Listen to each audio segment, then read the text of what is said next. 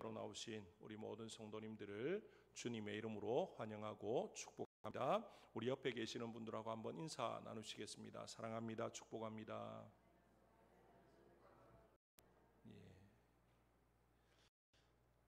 무더위와 장마로 하루하루 참 쉽지 않은 그런 시간들을 보내고 계실 텐데, 전국 곳곳에 또 많은 비로 인해서 피해가 속출하고 있고, 또 아픔을 당한 또 많은 사람들이 또 신음과 물로 또 이렇게 하루하루를 보내는 그런 상황 가운데, 또 하나님께서 또 우리 모든 성도님들의 가정을 지켜주셔서 오늘 또 이렇게 예배의 자리에 나올 수 있게 하심이 얼마나 감사한지 다시 한번 하나님 앞에 감사하면서 또 살아계신 하나님 앞에 기쁨으로 함께 예배할 수 있는 저와 여러분 되었으면 좋겠습니다. 오늘부터 몇 주간 이 신명기 말씀을 함께 살펴보려고 하는데요. 이 성경에 보면 여러 사람들의 설교라고 할 수 있는 그런 내용들을 이제 찾아볼 수가 있습니다. 대표적인 설교를 말하라면 이제 마태복음에 나오는 예수님의 설교, 그리고 또 사도 바울의 설교, 그리고 구약 시대의 이 사무엘 선지자의 설교, 또 그리고 여호수아서 마지막에 나오는 여호수아의 백성을 향한 설교, 뭐 이런 여러 가지 설교들을 우리가 생각할 수가 있습니다. 오늘부터 살펴보고자 하는 이 신명기도 모세의 마지막 설교다, 그렇게 말을 할 수가 있는데, 이 신명기는 이 모세의 세 편의 설교를 기록해 놓은 책이다, 그렇게 이제 알려져 있습니다. 이 모세의 첫 번째 설교는요, 신명기 1장 1절부터 4장 43절까지가 첫 번째 설교로 이제 구분을 합니다. 그 다음에 두 번째 설교는 신명기 4장 44절부터 26장 19절까지 굉장히 긴 내용인데, 이 두 번째 설교로 이제 이렇게 구분을 하고요. 세 번째는 27장 1절부터 34장 12절까지를 이제 모세의 세 번째 설교, 어떻게 보면 모세의 마지막 설교다, 그렇게 말을 할 수가 있을 것입니다.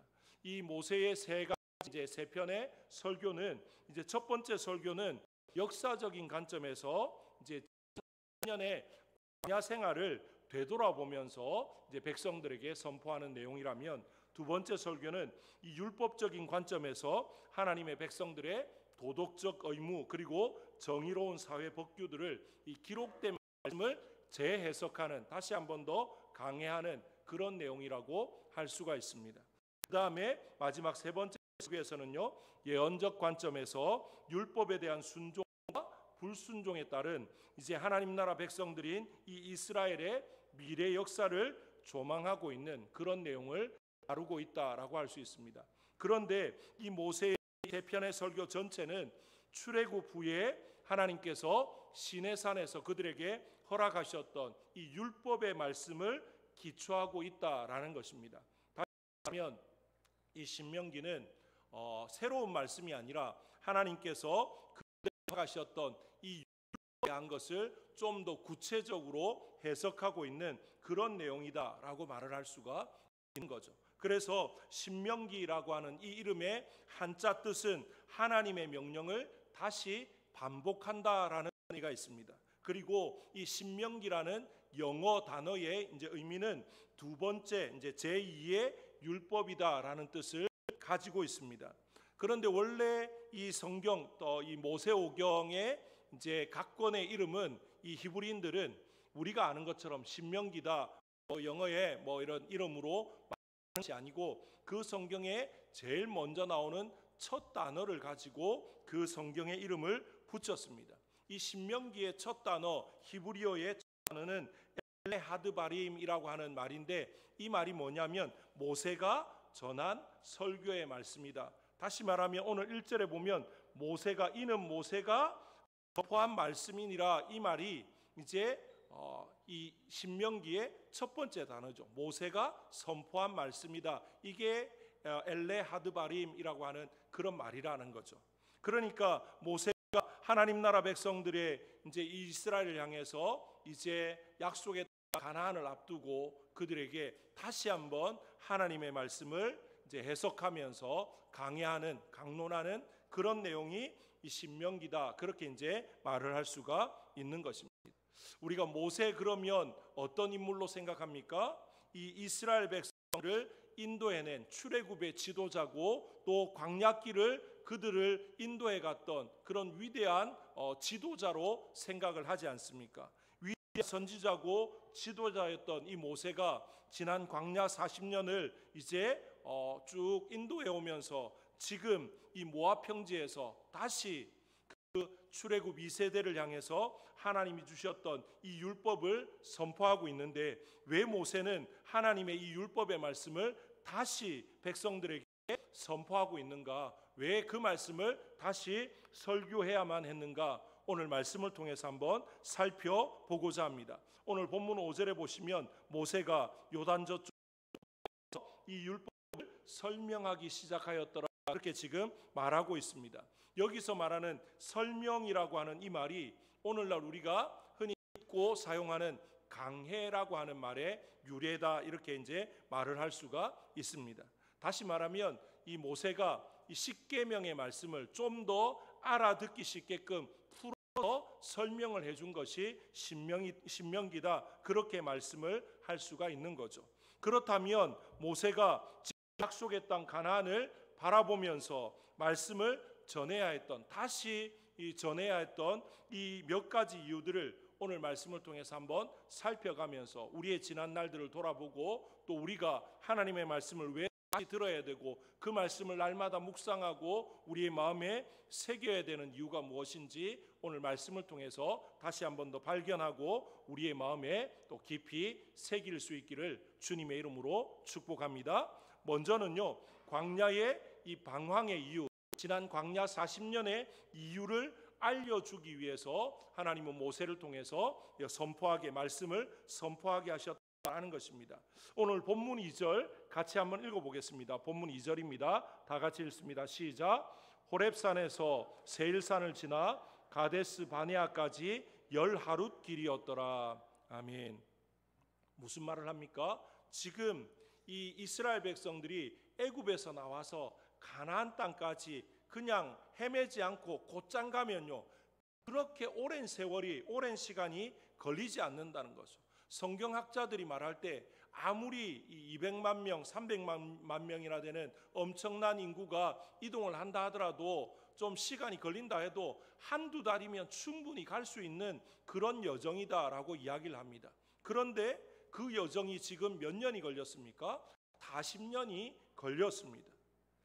직진해서 가면 실제로 그냥 건강한 정상적인 사람이 걸어가면 한 10일이면 갈 수 있는 거리라고 이야기합니다. 그런데 혼자 가는 게 아니라 무리가 가니까 그보다는 훨씬 많이 걸릴 수 있다는 걸 감안했을 때도 한 달 아니면 두 달인데 왜 이 짧은 길을, 또 이렇게 쉽게 갈 수 있는 길을 왜 이렇게 돌고 돌아서 어렵고 힘들게 가야 했는가?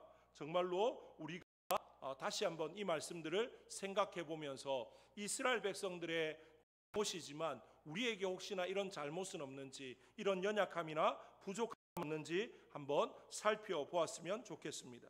그런데 오늘 이 말씀해 보시면 10하룻길이었는데 3절에는 40째 해 11째 달, 그 달 첫째 날에 모세가 이스라엘 자손에게 여호와께서 그들을 위하여 자기에게 주신 명령을 다 알렸으니, 그렇게 말합니다. 지금 2절과 3절의 사이에는 40년이라는 공백이 있음을 볼 수가 있는 거죠.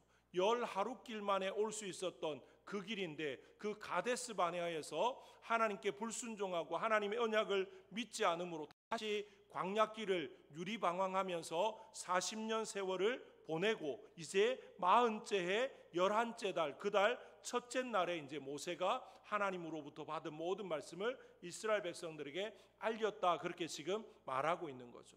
9절은 2절에서 3절 한 절만 넘어갔지만 시간적인 어떤 이제 큰 공백을 보면 40여 년이라는 그런 시간이 지나갔다라는 것을 알 수가 있는 것입니다.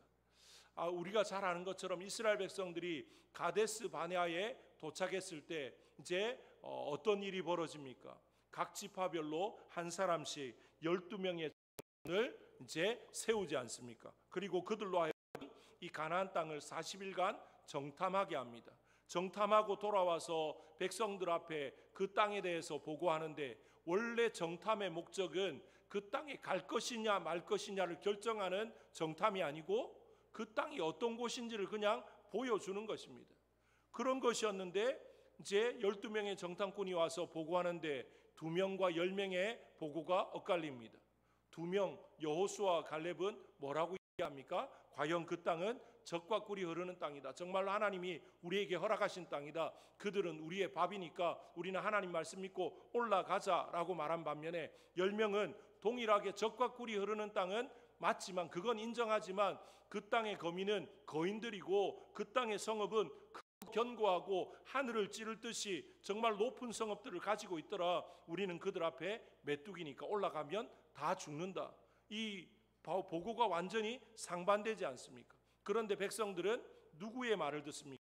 믿음의 보고를 했던 여호수아와 갈렙의 말을 듣는 게 아니라 10명의 말을 듣고는 그날 밤에 대성통곡을 하고 하나님 앞에 울부짖습니다. 차라리 우리가 여기서 죽는 게 좋겠다라고 하나님께 울부짖었더니만 하나님께서 모세를 통해서 뭐라고 말씀하십니까? 너희 말이 내 귀에 들린 대로 내가 시행하겠다. 정말 두렵고 떨리는 것 아닙니까? 우리가 아무리 화가 나고 아무리 절망이 되고 아무리 낙심이 되어도 하나님 앞에 하지 말아야 될 그런 말들이 있다라는 것을 이 말씀을 통해서 한번 되새겼으면 좋겠습니다. 하나님 앞에서 우리가 하지 말아야 할 말들을 우리가 내뱉어서 하나님의 화를 자초하는 그런 어리석음을 범해서는 안 된다라는 것입니다. 지금 이스라엘 백성들을 향해서 하나님이 모세를 통해 하시는 말씀, 이 광야 40년의 방황의 이유가 뭐라는 것입니까?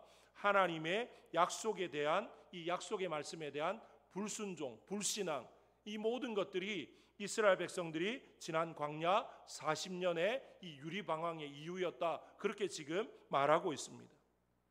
이런 이스라엘 백성들의 모습을 우리가 한번 우리 마음에 새기면서 혹시 우리들 가운데도 그들처럼 불신앙으로 인해서 빨리 갈 수 있는, 길어봐야 한두 달이면 갈 수 있는 길을 수십 년 돌고 돌아서 헤매고 또 유리방황에서 지치고 상한 그런 경험을 하신 적은 없는지, 혹시 그런 유리방황하는 삶을 살아가고 있지 않은지 우리 자신들을 오늘 말씀에 비추어서 성령의 조명하신 가운데 제대로 점검하고 살필 수 있기를 원합니다. 불순종은 지름길을 돌아가게 만듭니다. 빨리 갈 수 있는 길을 돌아가게 만들고 힘들게 만들고 어렵게 만드는 그런 어떤 원인이 되어진다라는 것을 우리에게 보여주고 있습니다.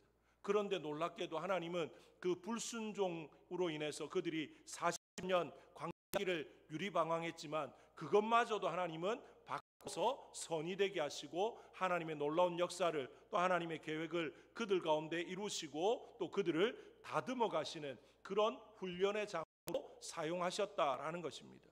그들이 광야 40년을 통해서 하나님을 정말로 깨닫고 경험하고 알아가는 그런 시간이 되지 않습니까? 매일마다 그 하나님께서 구름 기둥 불 기둥으로 그리고 만나와 메추라기를 먹이시고 그들이 때로는 방법은 잘못되었지만 뭐가 부족해서 원망하고 불평할 때 하나님은 모세를 통해서 그들에게 즉각적으로 응답하시고 그들의 필요를 채우셨습니다. 그들에게 하나님은 어떤 분입니까? 함께 하시는 분, 그들의 필요를 채우신 분, 그리고 그들이 부르짖으면 응답하시고 그들에게 다가오시는 그런 하나님으로 그들은 광야 40년 동안 하나님을 경험했습니다. 그런 하나님을 경험하고 나니까 이제는 어떻게 됩니까? 우리가 아는 것처럼 여호수아 3장에서 이스라엘 백성들에게 하나님이 여호수아를 통해서 요단강을 건너는, 어떻게 보면 말도 안 되는 작전을 선포합니다. 강이 범람하고 있습니다. 지금 비가 많이 와서 이제 뚝너머의 낙동강을 봐도 물이 굉장히 많이 불어 있습니다. 흙탕물이 되어서 물이 흘러가는 게 이제 눈에 보일 정도로 그렇는데, 그런 물에 들어가라 그러면 들어갈 사람이 과연 누가 있겠습니까? 지금 요단강도 그런 상황입니다. 이제 물이 범람해서 뚝에 넘치는 상황인데 여호수아를 통해서 말씀하시죠. 뭘 말씀하십니까? 제사장들이 언약궤를 메고 들어가서 거기에 서면 너희는 그 뒤를 따라 들어가라. 제사장들뿐만 아니라 백성들이 그 명령에 대해서 누구 하나 토달지 않습니다. 그뿐만 아니라 이제 이스라엘 백성들이 요단강을 그렇게 건너고 난 뒤에 여리고성을 지금 눈앞에 두고는 하나님께서 여호수아를 통해서 무슨 명령을 하십니까? 할례를 행하라는 겁니다. 광야길 가운데 할례를 행하지 못했으니까 이제 할례를 행하라고 이야기합니다.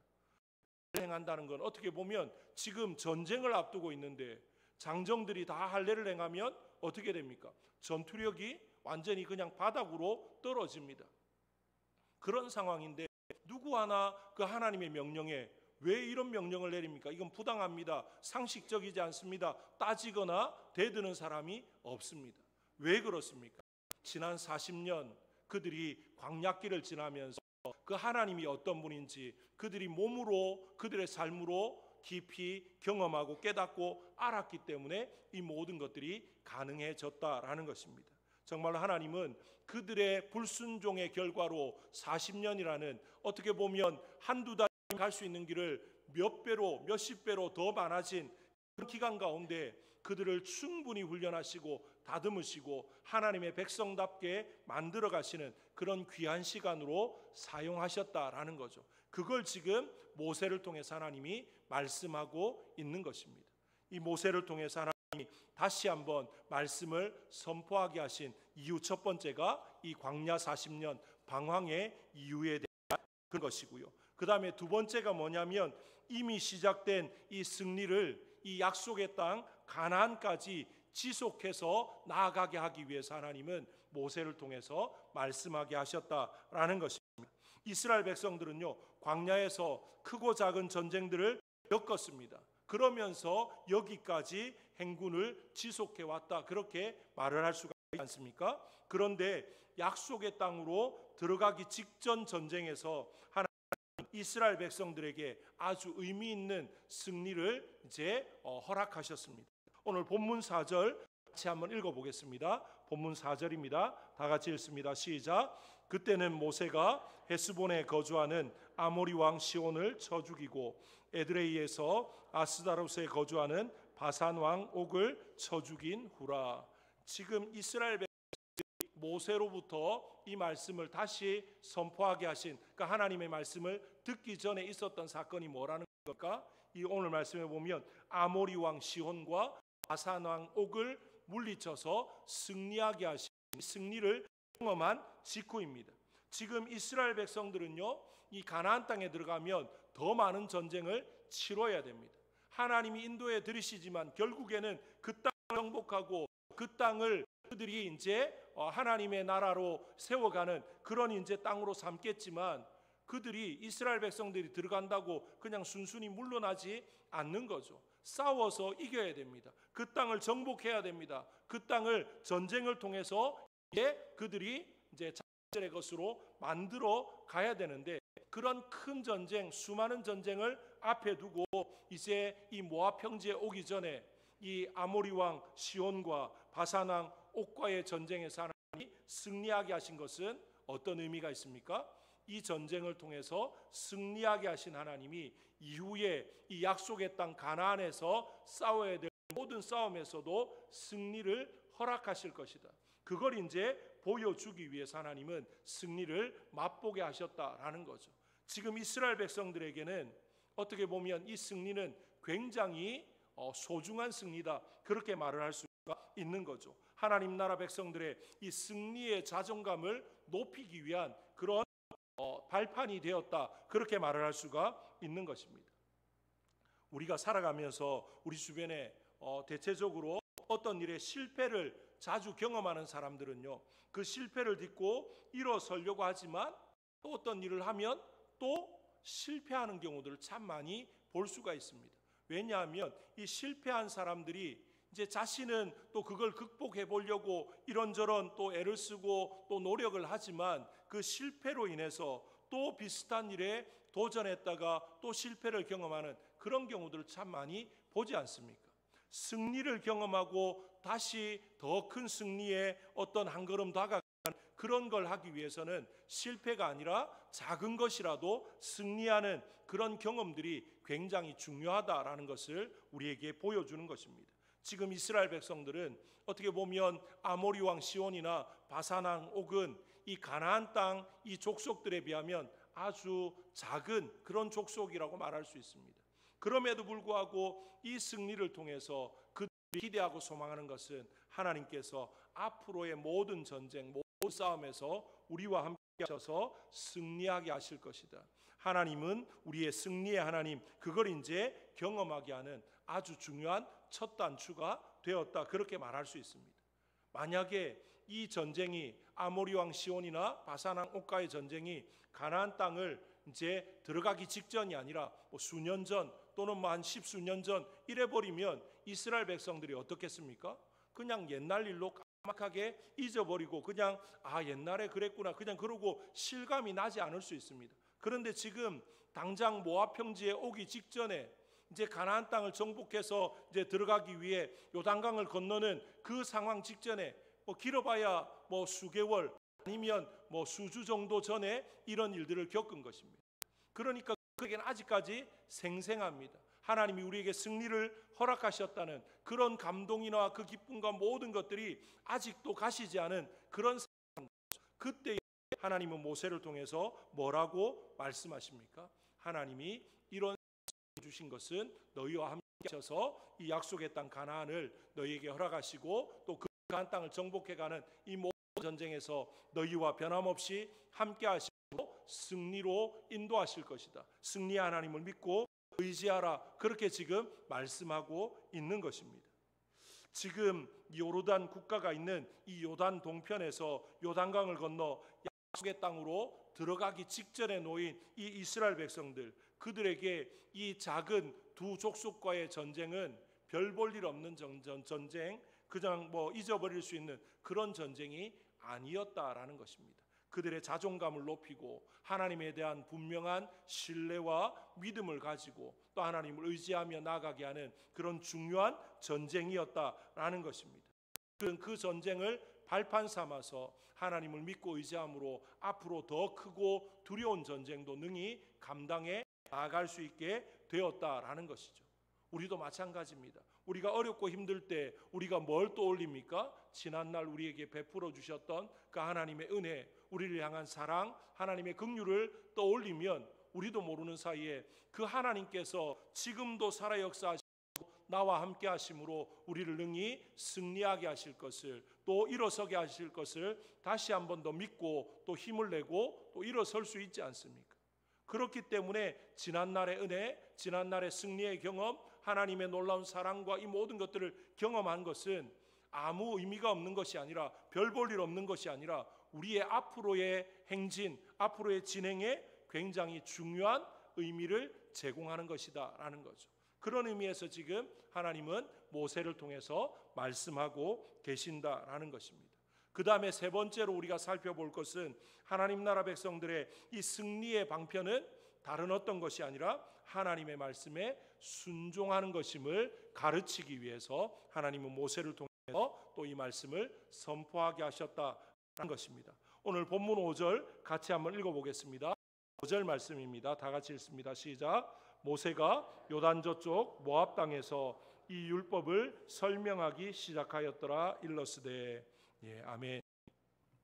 이제 가나안 땅에 들어가서 이루어내야 할 것들을 이 율법, 즉 하나님의 말씀에 나타난 하나님의 뜻의 실현이다, 그렇게 지금 말을 할 수가 있는데요. 그래서 모세는 지금 율법, 이 하나님의 말씀을 그들 앞에서 강해하기 시작했다. 지금 그들의 하루하루의 삶, 그리고 그들의 행진, 그리고 그들이 가나안 땅에 들어가는 모든 것은 어디에서 시작한 겁니까? 하나님의 말씀에서 시작했고, 그들 조상 때에 하나님이 약속하셨던 그 약속에 기인하고 있다라는 것이죠. 이 모든 것은 그들의 의지나 그들의 어떤 다른 것이 아니고요, 하나님의 말씀, 하나님의 말씀의 성취, 하나님의 신실하심, 이 모든 것들에 근거하고 있다라는 것입니다. 율법을 받은 날부터 이스라엘을 향한 하나님의 뜻은 하나님의 백성인 이스라엘이 말씀의 민족이 되는 것, 하나님의 말씀에 붙들린 그런 백성이 되는 것이다. 그렇게 말을 할 수 있을 것입니다. 얼마 있지 않아서 지도자 모세가 죽게 됩니다. 이 신명기 마지막에 보면 모세의 마지막 순간을 기록하고 있는데요. 하나님은 그 모세가 죽은 후에 새로운 지도자 여호수아를 세우시고는 여호수아 1장에서 여호수아에게 이런 말씀을 하십니다. 여호수아 1장 8절에 보시면 이 율법책을 내 입에서 떠나지 말게 하며 주야로 그것을 묵상하여 그 안에 기록된 대로 다 지켜 행하라. 그리하면 내 길이 평탄하게 될 것이며 내가 형통하리라. 모세의 뒤를 이어서 이제 이스라엘 민족을 인도해야 될 지도자가 된 여호수아에게 하나님이 당부하시는 것은 한 가지입니다. 하나님의 말씀을 준행하라는 겁니다. 그 말씀을 붙들라는 거죠. 왜냐하면 그게 그들의 승패를 좌우하는 그런 중요한 열쇠가 되기 때문에 그렇다라는 것입니다. 여기 사용된 형통이라는 말, 여호수아 1장 8절에 사용된 형통이라는 이 말은 성공 또는 승리라는 말로 바꾸어서 사용해도 무방할 것입니다. 그 말은 무슨 말이냐면 하나님의 말씀이 우리에게 참된 성공과 승리를 허락한다라는 그런 의미가 있는 것입니다. 히브리 민족은 지난 세월 우리가 아는 것처럼 여러 나라들 중에서 가장 고난을 많이 받은 그런 민족이라고 말을 해도 틀리지 않을 것입니다. 그럼에도 불구하고 전 세계의 우수한 리더나 인재들은 다 유대인인 것을 우리가 또 봐야 하지 않습니까? 그들이 우리가 아는 것처럼 노벨상 수상자의 30% 이상이 이 유대인입니다. 최근에 이 유대인들의 이 놀라운 이 성공을 연구하는 사람들이 이구동성으로 하는 말이 있는데요. 그들이 왜 그렇게 위대한 지도자로 인재로 그렇게 많은 사람들을 배출할 수 있었느냐? 그들의 전통적인 학습 방법 때문이다. 그 학습 방법이 이제 하브루타라고 하는 그들의 학습 방법인데 그게 뭐냐면요. 어릴 적부터 부모와 자녀가 하나님의 말씀 또는 우리가 잘 아는 탈무드 이런 것들을 놓고 이제 그냥 자유롭게 토론하는 겁니다. 궁금한 게 있으면 물어보고 가르쳐주고 또 부모가 또 이제 아이들에게 또 이제 질문도 하고 답변하고 하는 그런 이제 토론식의 교육 방법입니다. 이제 그런 것들을 통해서 창의적인 어떤 이제 부분들이 생성이 되어지고 그래서 그들의 모든 교육의 밑바탕에 이 말씀이 자리하고 있으니까 그 말씀으로 인해서 그들이 이런 성과를 거둬내고 이런 이제 두각을 드러내는 그런 민족이 되어졌다. 그렇게 이제 연구결과를 발표합니다. 정말로 이 이스라엘 백성들이 지금 오신 메시아이신 예수님을 인정하지 않고 구약 시대에 여전히 머물러 있다고 하지만 그들의 삶의 밑바탕에는 뭐가 깔려 있습니까? 하나님의 말씀이 깔려 있습니다. 그 말씀 위에서 그들의 삶을 세워가고 그들의 자녀를 세우고 그들의 모든 것들을 이루어가고자 하는 그런 부분들은 우리가 또 눈여겨봐야 될 그런 부분인 거죠. 지금 본문으로 다시 돌아왔어요. 이스라엘 백성들은 가나안 입성을 지금 앞에 두고 있지 않습니까? 그런 백성들에게 지금 하나님께서 뭐라고 모세를 통해서 말씀하시냐면요. 8절 같이 한번 읽어보겠습니다. 8절입니다. 다 같이 읽습니다. 시작. 내가 너희의 조상 아브라함과 이삭과 야곱에게 맹세하여 그들과 그들의 후손에게 주리라 한 땅이 너희 앞에 있으니 들어가서 그 땅을 차지할지니라. 아멘. 지금 하나님께서 뭐라고 말씀하십니까? 지금 그 땅, 약속의 땅으로 너희를 들어가기 위해서 지금까지 너희를 인도해왔고 너희에게 지금 말하고 있고 너희는 앞으로 뭐 하라는 겁니까? 그 땅에 들어가서 그 땅을 차지하라. 그렇게 지금 말씀하고 있는 것입니다. 신명기 6장 23절 24절에 보시면 우리 조상들에게 맹세하신 땅을 우리에게 주어 들어가게 하시려고 우리를 거기서 인도하여 내시고 여호와께서 우리에게 이 모든 규례를 지키라 명령하셨으니 이는 우리가 우리 하나님 여호와를 경외하여 항상 복을 누리게 하기 위하심이며 또 여호와께서 우리를 오늘과 같이 살게 하려 하심이라. 무슨 말입니까? 하나님의 말씀에 대한 순종이 우리의 참된 행복이다라고 하는 것을 보여주고 있는 그런 말씀인 거죠. 정말로 우리가 이 땅에서 살아가면서 이 나라가 살고 이 민족이 살고 우리 가정과 자녀들이 그리고 우리 교회가 아름답고 건강하게 세워질 수 있는 유일한 방법은 무엇입니까? 하나님의 말씀을 붙드는 것입니다. 그 말씀에 순종하는 것이고 그 말씀에 의지해서 한 걸음 한 걸음 나아갈 때 하나님은 우리를 살려주실 것이고 이 나라 민족을 살려주시고 우리 교회를 우리 모든 민족 가정을 하나님이 일으켜 세우셔서 하나님의 놀라운 역사를 이루게 하실 줄로 믿습니다. 다른 것이 아닙니다. 우리가 돈을 많이 벌어야 우리가 유명해져야 우리가 뭐 어떻게 되어야 세상적인 어떤 조건을 갖춰야만 하나님이 우리를 사용하시고 우리를 통해서 뭔가를 이루시는 게 아닙니다. 하나님은 한 가지만 보십니다.